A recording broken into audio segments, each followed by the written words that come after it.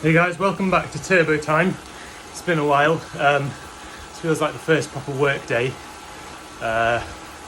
It's 6 hours on the trainer because it's storm key run or whatever outside, and 3 by 20 minutes at sort of Sweetspot. So when I say Sweetspot, I think generally between 90, maybe even 88% of FTP, all the way up to 100% really, like you can kind of get the same stimulus. So my approach is like kind of pick somewhere in that range, and it's hard to estimate your FTP exactly, and it changes, especially early this part of the season, changes like quite quickly, can do. So the idea is just pick kind of like a power, so I'm picking like 370 to 380 and just progress the time up, because I figure like on the trainer here now, say for like my FTP's absolute max 410 on a trainer seated, maybe even more like 400. Yeah, so these are at 370, so it's like 376, 376, 374, no work mode.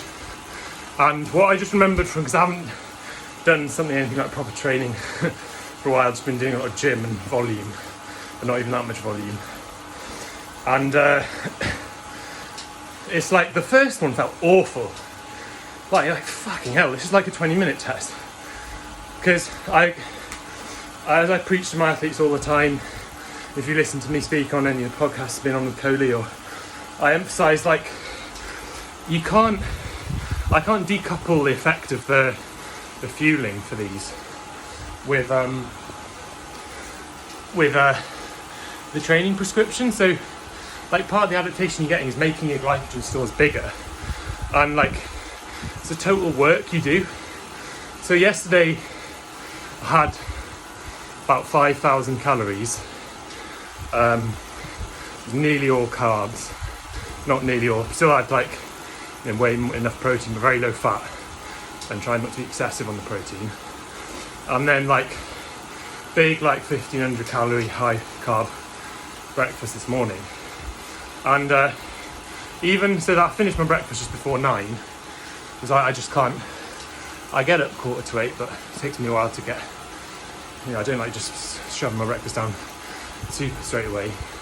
I had to wait for the bins, put the bins out, because in the storm you can't just leave them out, you have to go, and there's a glass and stuff today.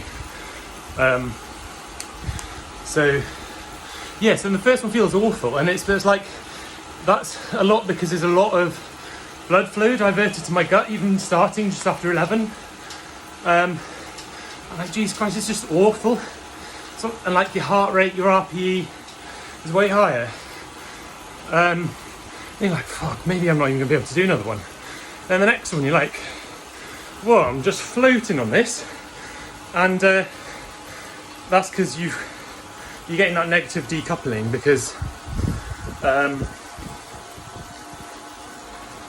you've to kind of just that breakfast, those carbs the day before, they're kind of like just that bit further down your gut and actually having effect, actually fueling you. And because you got this big chopped up muscle glycogen stores going in, you're then still strong enough to do more work. So like, do the full 3 at 20-minute efforts.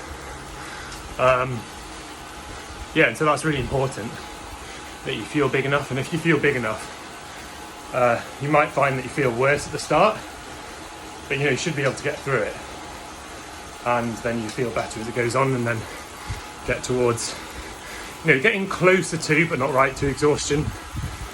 So like at least a 7 out of 10 like the session effort. So like I could probably do another 1 or 2 of these, that sort of power, but I'd be totally beasting myself, because I think it's more than 90% the threshold where I'm at the moment. So yeah, it's quite fun. It's a good session to break up a long trainer ride.